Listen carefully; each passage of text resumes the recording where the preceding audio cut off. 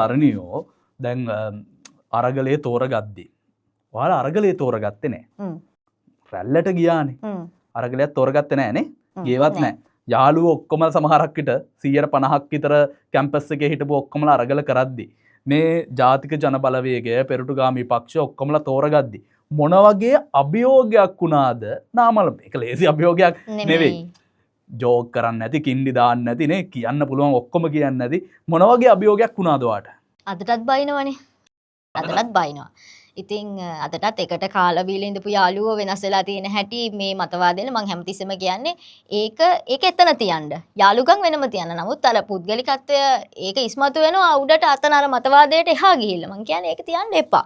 ඒක එතන තියන්න. මට දැනෙච්ච දේ තමයි දැන් ඔය රැල්ලට ගිය පිරිසක් ඉන්නවනේ.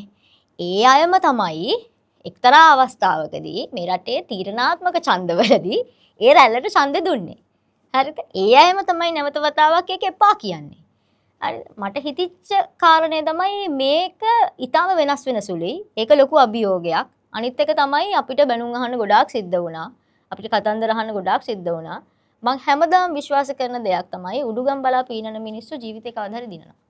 ඒක තමයි මගේ උත්තරේ.